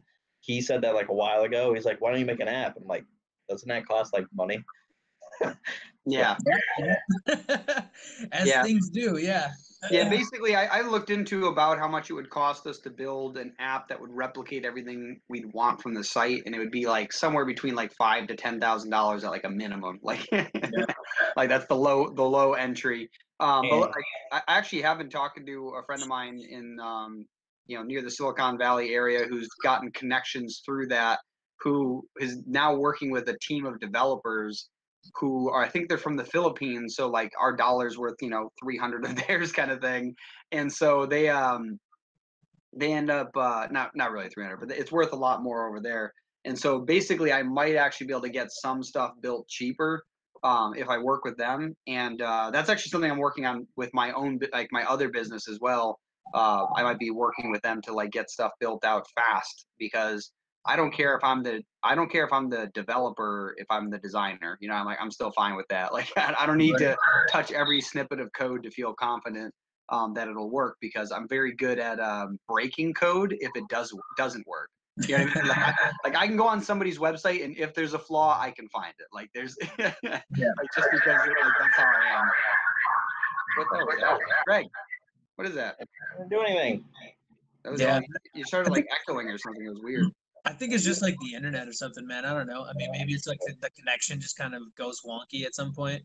Nah, I think it's just Greg's laptop. Every once in a while, the mic freaks out, and that's what it sounded like. It repeated it like was picking itself up for a second. That's weird. It was like, ah. Yeah, exactly. See, they get it. Who was that? just the police. They're coming for me. Uh-oh. Yeah. So I'm gonna get assassinated. Dylan's gonna get arrested. Greg's gonna go to sleep. Yeah. He's just gonna knock out. What's the thing I do want for Christmas or sleep? Laptop or like an actual computer, but I need like a desk or something and room for it. But yeah. Because the thing, I'm using my girlfriend's laptop right now, but like she's like, yeah, it'd be kind of cool if like you could like have your own laptop. What a subtle way to say that. Yeah, subtle way to say, hey, you. Hey, fuck you. Yeah, because all my comic files that are on here, it's connected to the OneDrive thing that's connected to her email. And I was like, why is that stuff on your phone? And I'm like, please don't delete that. She's like, okay. And I was like, yeah, just don't touch that stuff. That's why I keep telling Greg, like, I intentionally was like, put everything on Drive. Like, if we run out of room, I'll spend the $10 a year to get like a terabyte of data. Like, it's okay. Yeah. So there's the G Suite or whatever. I have to get that. Like, I just got paid today for some reason, probably because of the holidays or something. So I might buy that because or the Google Drive thing. I looked at it and it's like $1.99 like a month or something to get like 10 or 15 extra gigs, or no, like 100 or something like that. Yeah, it's something like 100. It's like a stupid amount. Yeah. It's super cheap for the yearly, man. Because our Google Drive is now at 13.7 gigabytes out of 15. I was like, holy shit. that's one thing we're gonna do in December is we're gonna cut that down. I'm gonna organize the laptop in general, or just put all of it on Google Drive because completely, and actually organize it because the folders and everything on our laptop are all like messed up. Because people send me like, there's one comic that I keep trying to upload, but it's not uploading because the compression thing is weird. Yeah. It's not compressed completely. Or there's another one that like his talk bubbles are on there on some pages, and then Oh yeah, somebody sent us their comic, and only the lettering is displaying, and I'm like, I'm pretty sure the guy saved it in an editable mode, like still editable in Photoshop. And so when it uploaded, because the file was too large, it only grabbed the front layer, and I was like, yeah, that's definitely like, there's no other reason why only that layer would show if it was actually printed. So we had to request that it gets printed out. So I want to color Get away. What? You said I want to, and I was like, get away. I wanna fly. So Yeah. that template thing that you sent us. It's my favorite holiday song, actually. Yeah. That template thing that you sent us, that's you're also using for your comic on there. I want to send that to every single person that's on there. And then what I would like to do is make a tutorial so people send me the right files all the time, and I don't have to keep redoing it. Yeah. Because there's no back end until some magical situation happens that we can actually have that happen. Yeah, I've been like trying super hard to like figure out because basically our biggest issue is we need to give access to people, but not unlimited access, so they can't accidentally or intentionally, delete somebody else's comic. Right. We need a system where they can upload it, and we basically just have to thumbs up it. But like basically all the things that make the comic books function on our website are like plugins that are like very specific. So I have to figure out how to give access to these plugins with unique user information, and it's so ridiculous because that's not how the plugin's set up. So either we need a new plugin for comic book displays, or we need to figure out something. Yeah, with the template, I think that's something that like you should even like all the creators that are even signed up right now, like if you're having any issues with any creators or like file types, just be like, look, like we're gonna take this stuff down until you re-upload it with this in mind. Like everything's a JPEG, everything's this set up in this format, and then we'll re-upload it at that point basically. And that, I think that would kind of give incentive for people to follow that kind of like that guideline, that format. Well, that if once we get everyone using the same format, we'll also know file sizes relatively. Like if they're giving us a X by Y JPEG, it's got a limit on how big this file can be, and because of that, we know we'll be able to upload. Like if it's 25 pages, like, oh, that's not more than a gig or whatever. It's not ours is 28 pages, and the biggest file size is like 700 K. So it keeps everything really small, and if you look at our comic, you can zoom in and it doesn't like blur out, so it preserves the resolution really well. So as long as they put it into the template and save it as a JPEG, it should it did it again. He went robot. I'm talking about computers, man. It knows. This is the future. It knows. Yeah, I was thinking that would probably be like super annoying is if I were to take almost all, not your comic, because it just was uploading. Yeah, not my comic. That's right. Cut my comic. I take all of most of the comics off that aren't the correct size, and then I just like tell them to like, well, I'll re-upload it if you use this template. Well, you'll have to use this template, or I won't upload it again. Because I want it all to look the same, like it needs to be the same size. Because there's like freelancers and a couple of those other ones that they're not perfectly like yours. Yeah. Would be maybe a good thing to do is just give them a deadline. Say like, here's the template, right? Like I send you the template. like save all your stuff and get back to me, or else like by this deadline I'm gonna take Or else. or else. I was trying to get like 100 different creators on there, and I didn't get that by the time, which is fine. But I got more than I thought I was still going to get. So there's 60 is like nothing to spit at, man. That's a good group. yeah, and then there's this we came up 2 episodes ago actually. We came up with Dylan did like after going on this huge tangent. So there's a third tier membership that we're gonna open, and that was originally going to be for our game. But then when we were talking to the art guy that we were talking to, he's like, wait, Art, like the name Art, that guy? Yeah. Okay. Art, Yep. Yeah. Like the guy's name is Art. Like he's. Yep. Yeah. Art Battlefield. Yeah, I remember. I was trying to make sure. Like you said, the art guy, and I was like, do you mean like an artist or like the guy named Art? There's a lot of art guys on your website, guys. Yeah. He's like, wait, so that's pretty cool, like what you're doing. And then he's like, whoa, and Dylan's like, whoa, he had like a brain fart, not a brain fart. My brain was like. The light bulb just like blew up in his head. He's like, "Oh, this is what we can do." Because I mentioned something about Patreon.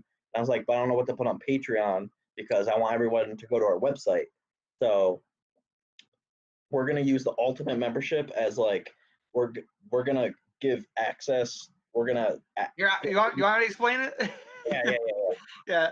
I feel you're struggling. So yeah, basically, the idea is that I think we mentioned this before. Is that our goal isn't to just keep everyone on our site. Like if they ever want to branch off, we'll just help them do that. Like I can show them how we built our site, and depending on how far along they are, it might be worth them, building their own site. If they only have one comic, then maybe wait. But meaning because they can build whatever website they want to share all their art. But if they want one like ours where it displays comics, merchandise, all that, by the time they reach a certain level, it'd be beneficial to just have their own site like that. And so I thought about it, and there's a couple other companies that are already kind of doing what we're doing, where they're sharing other people's comics as well. And I was like, oh man, there's this. Do you know who Steven Crowder is? Louder with Crowder. Have you ever heard of that? Have you ever heard of like like Ben Shapiro?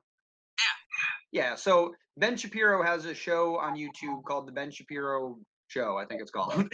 And basically him and a bunch of other like conservative news outlets, they're all like grouped together under this thing called Blaze TV. But if you sign up for any one of their like things, they'll give you their gift. So like his is like a tumbler, and Steven Crowder's is like a mug. Somebody else had something else, right?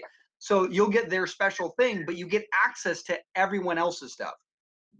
And I was like, oh, that would be brilliant if that's what we did for our ultimate membership. If we charge a significant amount more compared to what we're charging now, maybe not significant, but definitely much, more. So we can take a small portion of it. The rest goes into a pool and is split amongst everyone because they're all participating.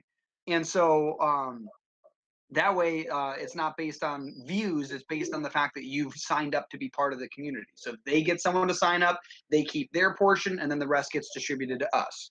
Well, not just to us, but to the group of the us, right?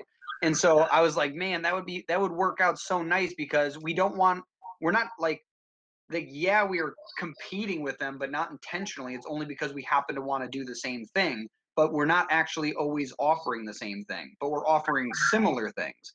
So if they set up a membership on their site and we get it set up so that we have this ultimate membership, they could gain access to all these sites, and now it's something even more valuable.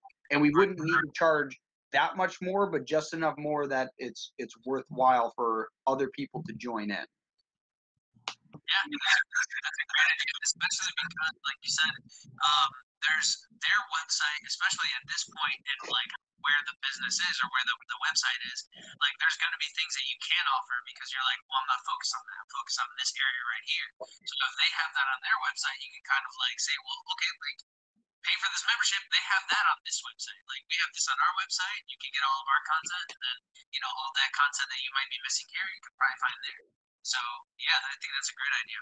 Yeah, because like it could be anything. Like you're gonna have games. If you, I don't know if you're gonna set up any type of membership for that, but you could have a membership site for that and have like a catalog of games that you just have to be signed up for to play.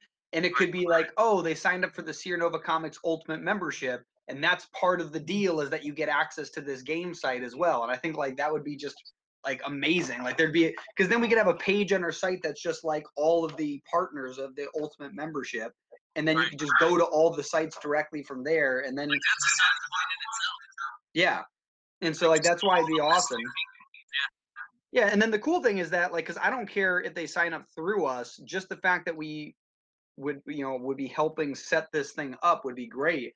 Because like, say for example, if they sign up with us, they'll get like 4 printed copies of a comic. Maybe our first 4 solo series or whatever, maybe whatever we're working on at the time. Or maybe we'll come up with some physical product that that we can offer that's different, right? That's unique. But maybe if they sign up with you, they get, I don't know, like your Christmas ornament, like something that's unique to your thing. Very specific. Yeah, that's why it's cool. I was like, damn, that's such a brilliant just business idea. And so I was like, that's something that I'm gonna be working on. We already have that Ultimate membership set up. It's just not active. Like basically Greg and I have it, which gives us access to everything on the site. But yeah, it's one of those things that eventually, yeah, it'll hopefully give us access to everything, which would be awesome. That's a cool idea, friend. Yeah. Is there any more talking points on your holiday list, or did we already blow through them? I think we basically went through everything, which is crazy. I didn't think we were going to. Yeah, that's crazy. Yeah. Wow. Oh, the thing I tangented from earlier before the ornament. I was talking about the book. These things. I tangented. So there's that book, but then the other book I was going to mention was this one. Like I was going to say, if you want to read a book to write an amazing New Year's resolution, read this fucking book. Like this book changed my life. Like this book here has made me at least $10,000. Sick. Yeah. And it's all because from reading this book, I specifically focused on one thing, got really good at it, which was web development at the time. And by doing that skill alone has paid me actually probably more than that. Like it's a stupid amount of money. And that was only one of the skills I built. And I haven't really been that in depth with this since. Like if I get back into this again, I know that I can hyper excel at something else again, which would be very, very awesome. So yeah, I would say for anyone who's looking for some not just entertainment, which is kind of what this podcast has been. If you want some value, like read this book. It's not that big. It's like What's it called? the One Thing by Gary Keller and Jay Papasan. Yeah, the book is 237 pages long, and there's tons of like drawings in it that take up chunks of the pages, so it's not a big book. And then once you're done reading it, there's a bunch of online resources which you can just go look at them. But I think that I was talking to somebody last night about this for a couple of hours actually, and I think that those would be valuable to you, but you won't see the value in them, or you won't think it'll work unless you've read the book and have context. Yeah, exactly. And so, like, if you read that book, then go online they have a ton of free resources. Like, the reason I work out most days of the week is because of the fact that I read. I after reading that book, I did the web development training, and then one of the next things I did was a 66-day challenge where I worked out every day as the first thing I did in the morning. So much so that now when I wake up in the morning, the first thing I think about is how I'm supposed to work out that day. Like like without thinking about it, like without trying to focus on it, I automatically think about it. I actually did What? I actually did that with posting on social media. Like I was kind of bad at it in the beginning, and then like Yeah, I used to have to bother Greg all the time.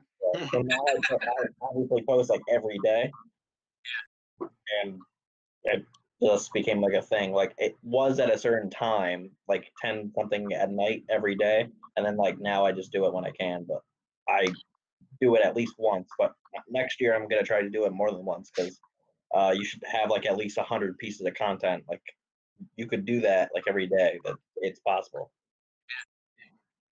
Yeah, and so that's definitely the most. I would say it's if you know what you want to do, it's the most practical book you could ever read because it gives you like a specific set of things to do. And like for example, the where did I put it? Oh, it's right there. 1 second. Is it that one? This one? Where the hell is it? I keep moving this thing. I have a piece of paper somewhere. Is it in the North Pole? Yeah, I gotta go ask the elves real quick. Where the hell? You left it in the sleigh, damn it. Yeah. Oh, here it is. I found it. Yeah, so like the set of resources online that you can get are these right here. So there's way more than just this. I printed out only the parts you fill in, but there's like word, back end descriptions to this. But there's the goal setting to the now, and the whole concept is that you think about what you want to do someday in the distant future.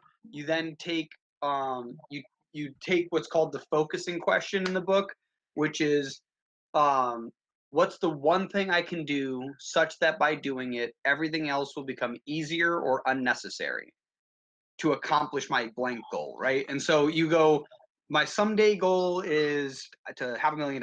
Let's make that up, even though that's not a good goal to have. It's like, that's your goal. So what's the one thing I can do such that by doing it, everything else will become easier or unnecessary in the next 5 years to accomplish my someday goal, right? So I think that's what it says. Oh, it goes, all right, yeah. So the way it's phrased, based on my someday goal, what's the one thing I can do in the next 5 years such that by doing it, everything else will become easier or unnecessary, right? And so you write that down. Then you have to do it in this order because your brain can't comprehend yourself in the future. So you have to like work your way backwards so that it makes sense and you can go, oh, I can connect the dots now. It's kind of like that whole Steve Jobs quote. He's like, you can't connect the dots going forward. It's like you can if you do it a specific way. And so obviously, like after I learned that that skill, like the learning web development, I didn't even end up using it for what I wanted to use it for. I actually use it a totally different way now, but that doesn't matter because that's the best part is like even if you decide on a totally different path, you've now acquired a skill or because most likely as you go down the list, because then what you say is based on my 5-year goal, what's the one thing I can do this year to make everything else easier unnecessarily to accomplish my goal, right? And so that's the thing is that you can change that someday goal, but ultimately when you get down to like what can I be doing today, it's likely building a skill or outsourcing something, right? And once you outsource something, it's done. So then there's the next thing, which is likely building a skill. And so that's like the whole thing is like as long as you're building some skill, it'll likely give you value in some way, even if it's not the way you intended it. So it doesn't matter. That's like the best part. It's kind of like going, oh, I want to run a marathon. So I started working out. And then you become really strong and you're like, oh, like I don't want to run a marathon anymore, but now I have the strength to do other things. Right. Yeah. You become a personal trainer or something like that. Yeah, exactly. And so that's like just exercise 1. Then there's like 3 other pages of like exercises where like the very last one, because just for full context, because the other ones are very helpful, but then it gets down to like the nitty gritty and it goes, okay, if you had 3 personal goals and 3 business or professional goals for the year, then you go, okay, based on my year goal, what can I do this month? And then based on my monthly goal, what can I do week 1, week 2, week 3, and week 4? Right. So you would print one of these up a month, and you would just keep recalibrating. And literally, like, if you do this and do this correctly, like you will move so fast. It's like like that's the reason. That's honestly probably the reason I haven't done it since. Is that it was almost terrifying how fast I moved. Like it was so weird. Like yeah. Like the $100 startup was kind of the same way. It was like it accelerates your thinking into this point where it's like there was so much I wasn't doing, and I thought I was doing a whole bunch. And then once you start actually doing these things, everything starts picking up so much faster. Did you say the $100 startup? Yeah. When did you read that? I like when you mentioned it. I actually went like the same weekend I bought the ebook. That's awesome. Yeah, that's a great book too. That one has some of the best online resources as well. There's like 6 free online resources that are some of the most simple and effective resources I've ever seen for business things. Like it's amazing. I actually shared it with someone, and it's funny because we were talking about like without the context, some of the stuff is like not really like valuable to somebody, and that's exactly it. Like me reading the book, like I seen the resources and I was like, okay, I know how to tackle this. You know, like I know how to like how this is actually gonna work for me. But like sharing it with somebody without the context of the book, that just kind of like they put it off to the side. You know what I mean? Yeah. Like it's not something they're really like, oh, let me go and actually fill these things out. Yeah, and I know that too because like my brother, I've given him the online resources, but like some of them never used them, and then the few people I got them to fill them out, but they never did anything with them. And even Greg, like I like for the one like because Greg, you've never read this, correct? Not that, no. Yeah, and so like it took me a while to convince Greg to do the 66-day challenge for it, right? And it's because he didn't have the context. But what he ended up gaining was after seeing momentum for a while, that's probably what encouraged him mentally to like keep going with the social media post. And like now it's not like it's so funny because for me, my one thing for the company was to get him doing social media because I knew I couldn't focus on that and do my other stuff. So like my goal was to train him to be good enough to do it and gain followers. And now like I can't tell you, I laugh. I get notifications for all the emails he's dealing with, and I'm just like, I see the weird ass names of like comic books and creators coming in, and it's hilarious because I'm like, this is awesome to see this company grow. Like I told Greg, like I put a ton of effort in the beginning, knowing full well that I would not be able to do much later. Right? Like building the website, like that took probably 100 hours to build that website from scratch, right? So like that was a ton of time, and I put like the capital forward to get like the LLC and all this other stuff. So I'm like, I'm gonna do all this work up front, but this is gonna be like a fun side project for me. I'm gonna teach you how to become like the CEO, the one who really runs the show, right? And honestly, Greg is basically the COO at this moment as well. Like he's running all the operations, he's running all that stuff, and I'm kind of like the tech bitch. I'm just like, oh, I gotta. But what I actually want to do, the one thing that I want to do next year is the end of this year, I slowly have been starting to build a team like what you have. Like you just got a new person that you don't want to like really completely announce yet. Covenant Comics actually just got a new guy. His comic looks like sick, called like Burlap, but they don't want to talk about that really that much. But that could be on our platform at some point. But there's a guy that's like, well, I don't really have a comic that's completely done, but like, can I like join you? And he like just messaged me on Facebook, and I was like, you want to like join us? Like, yeah, because I like whatever you guys are doing. Like, awesome. It's like, yeah. Like, yeah, because like I don't want to deal with everything. So, Dude, yeah.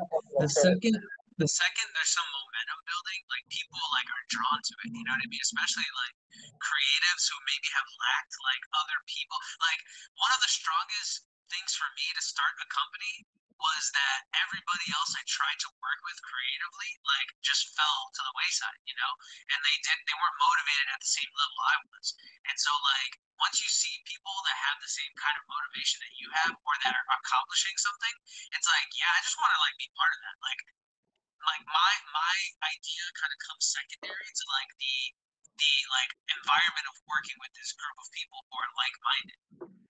100%. Like, well, like one of the things that I was talking to somebody last night about this. It's like it's self-awareness. It's like like even if you're not the company owner, if you're doing something you love, you're not really gonna care. Like for me personally, I like need to be the company owner purely for the fact that I can't stand someone telling me what to do. So that's something of mine. But some people don't mind. Some people want direction. They're like, just tell me what to do and I'll do it. Like I don't want to think about it. That what's funny is like in my like working as a freelancer, that's what I want. I want direction. I don't want to make decisions. I just want you to tell me what to do. But like outside of that, I'm such a control freak. It's crazy. Like it's been a struggle like with me internally to like let go of certain things and just be like, you know, you guys can handle it. It's okay. You know what I mean? And I have 2 partners, so it's doubly hard to like do that, you know. But yeah, they're coming along kind of like the same way that like you were saying, like you put up a lot of upfront work, and like Greg has been learning like to step into and fill those roles. It's like that's what's happening with my partners right now, and it's like it's awesome. It's awesome to see like not that you taught somebody something, but just that they're getting that same kind of motivation level that you had initially. You know what I mean? And like saying like, yeah, I'm gonna just take this bull by the horns. So it's really like it's a confidence builder, man. It's really awesome too. Like we've had a couple people reach out to want to be part of our team, just like how you were saying, Greg. And I know that's like it has to be like a good feeling to like somebody just be like, I want to be there. Like I want to be where you're at. Not like you're coming to me asking me, to do something for you for whatever pricing and then doing all the negotiations. It's like, nah, dude, I want to be like where you're at. Actually, the artist that we just got that is going to be working on the Seer Chronicles and stuff, we have another artist that did ink. He's going to stay with us because he's awesome. But there's another artist that we wanted.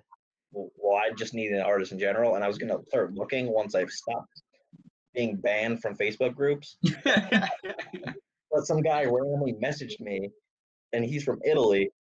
Well, I actually had all these strict rules.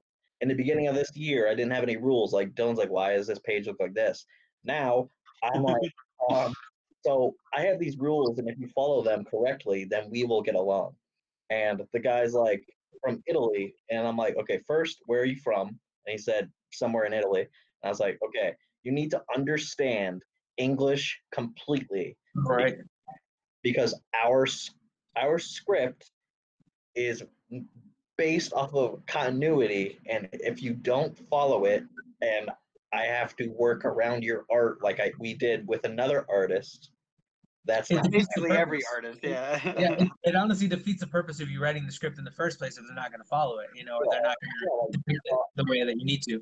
Yeah, like the artist that we just had for the Seer Chronicles, he's good, but he couldn't understand like the script completely. And even though we did ask questions, there's just things that didn't like work. Translate. Then he didn't like the word humanoid. There's no word for that in like his language. And I had to like describe that to him, and I was like Deadpool without like the mask and stuff. It's like, oh, okay. But he added stuff in there that I didn't even tell him to add, like our logo, like our Sheeran poster he put. He's like, isn't it funny? We're like, no, it's illegal. I'm like, no, don't do that, because all of our stuff is based off of indie stuff. Yeah. Like our map is gonna have indie music. There's gonna be indie music like quotes. Like indie music is gonna be playing on the radio in our stuff. Yeah, they gotta get it. They gotta get the context of what you're going for with the entire thing. And he's like, oh, like, do you have the map? I'm like, no, it's being built. But like I can send you Google Maps because it's basically the same thing. And he's like, oh, well, I'm like, that's the only thing I can like do right now. Like, you have to make it like work. So the dude from Italy kind of fits those. Yeah, those he's things. like a lot of people in the U.S. And then I saw we saw his art, and then Dylan's like, our colorist, because I am keeping the same colorist because he's like amazing. He's phenomenal. Our colorist is amazing. Like he has made our life so much easier with dealing with the last artist that like if we can keep him forever, I'm okay with it. Like even if there's a better colorist out there, this colorist has been super like just helpful with like, dude, this artist messed up. Can you please fix it? And he did amazing work doing that. Dude, no, just from the artist standpoint, like colorists are so underrated, man. They're so underrated. People take them for granted, want to underpay them and stuff like that. No, yeah, good colorists. No, I'm hoping in the future we could pay this dude more, because it's just like like Greg was probably about to say, like the scene where the guy breaks out of the rocks. Like the artist completely didn't listen to what we told him. We even sent him a picture and he didn't do it that way. So we sent the same picture to the colorist and he did a like that. Now it's a poster because it was so badass looking. I was like, that's exactly what was in my head. I was like, and I'm because Greg and I like we first broke it down like when we were trying to figure out what the main hero like would look like underneath, and we ended up getting like a picture of the Thing. I put it in Photoshop and like super contrasted it, made him primarily black, and where all the cracks where we added the line like green, like like the ooze looking green. And I was like, yes, like if we can get it to look like that, that would be amazing. And like our colorist fucking nailed it. Yeah. So I want to make a team next year, and that one guy that contacted me, that artist contacted me like out of nowhere, which is awesome.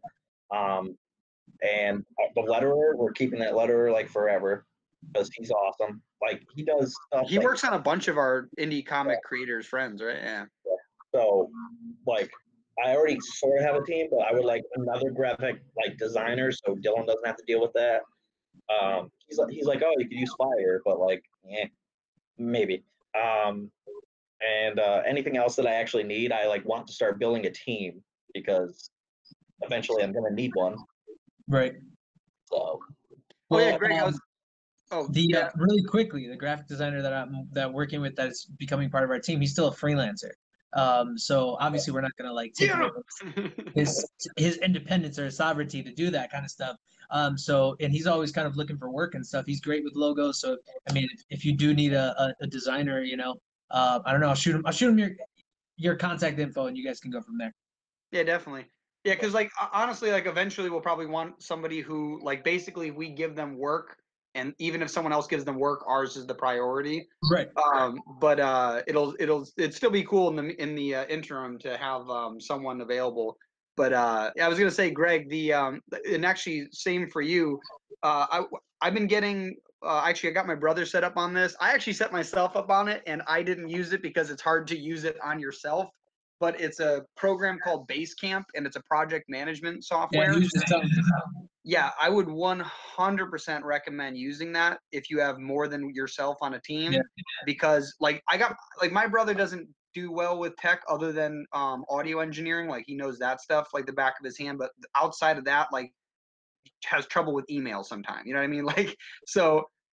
And he was able to figure it out very quickly, and now like he's got it as one of his 4 apps on the bottom of the iPhone, right? Like it's a primary thing he uses all the time. We put we schedule events through it. We have to-do lists on there, everything, so that we can just keep pile driving forward. And like we're moving so fast, like it's incredible. And then I'm like, immediately I'm like, Greg, you're gonna start using this. So I get Greg using it, and now like our podcast, for example, they're all gonna be through Basecamp, which will be great. You know, so we can now have a bunch of Greg's getting out of bed. Here we go. But basically, yeah, the whole software is phenomenal, and it's free for up to 20 users and 3 projects. So if you know how to utilize it properly, like you could have it for free until you absolutely need to pay for it. And I looked at all the ones you can pay for, and the ones that you can pay for, typically they charge like per user, per project, like stupid amounts of money. And don't get me wrong, they're all expensive, including Basecamp, but Basecamp charges 1 fee and that's it, and you get unlimited users and projects after that. So right now I'm using it for free for my business, my brother's business, and mine and Greg's business. And so basically you can have an app on your phone, you can have the app on your computer, and you can go to the website, and you can alternate between several accounts. So one of the things, this is for Greg, which if he can hear me, if not, I'll tell him when he gets back. Up there. What I was going to say is that one of our projects is like business operations, and we're probably going to start adding people to that outside of just him and I, so that we can start delegating stuff. And then Greg, I was actually thinking about this. Do you know how I made the comic book one, and then I put Seer Chronicles and Ink all in one thing? Yeah. So basically, I was going to say one thing we can do is we can create a third one, which I don't know if we have 3. I think we have the website. I might put website under business operations, something like that. I'll figure out a way to move it around. But the point is that we could have another project where we have all our creators involved in there, and then we can add them in there, and then we could have like task lists, schedules, like release dates, things like that, where even if it's, because the projects don't have to be us related directly, it could be like New Leaf. Like you could use one of our projects, for example, have your own to-do list of tasks that need to get done to get wherever you got to get, because you know it's going on our website eventually. Right. And so like that's what I'm hoping would be super helpful, is being able to even manage the creators that way, so we can like move faster while we're working on stuff, which I think would be one of the ways to just get the website accelerated. Because honestly, all we needed to do is pick up enough momentum that we have a little bit of capital, and that capital, like, boom, like there's a quote from like John Adams or something, like a really old quote, and it's basically like, with a little bit of money, you can make a lot of money. However, the hardest part is getting that little bit of money. Right. You know what I mean? And so like that's the big thing. Like I have money saved up for emergencies that I don't want to touch because they're for emergencies, not for, you know, building businesses. I've already taken most of my funds for building businesses and spent it already. So now all my other income is paying bills, right? So I have to find a window where something starts making enough revenue from one of these sources. I got my brother's business, I got my marketing business, and I've got the comic business. So that's why I'm like, man, if I can just find a way to get one of these accelerated, that's all I need to do. And so that's how I've been feeling a lot lately. I'm just waiting for like a bubble to burst somewhere where it's like, yeah, we made it over that hump, you know? And once that hump starts, it's just like reinvest. Well, that's the other reason why I keep, like, I've been having random phone calls with people. Like last night I had a 3-hour phone call with a guy I met on a plane back in May when I was flying back from San Francisco. I had a 3-hour call with him. Right? Just talking about business stuff. I might end up getting 2 different clients out of it. And I was not calling to do client. I was just, I wrote a note to myself in HubSpot, which, Greg, you should probably use HubSpot more. I know you keep forgetting to add creators in there. But this is the reason why I recommend it. I put this kid in there. I ended up putting a note that said, met on plane from Newark to Albany. Talked about entrepreneurship. He wanted to chat later, call after he gets out of school. And I missed it. I just didn't see it. So I'm going through the other day or yesterday because I was like, I'm trying to catch up on a bunch of stuff I missed on. And I just see his name and I'm like, oh, shit. And I'm like, so I looked him up on my phone. I'm like, I had his phone number. So I'm like, oh, so I texted him and I was just like, hey, you know, it's Dylan. I know it's been a little bit longer because I forgot to message you. I was supposed to call you after you got out of school, but, you know, hope everything's going well. Just curious how life is. And basically he was like, oh, I'm like, it's incredible that you just happened to message me because I just finished taking like a test.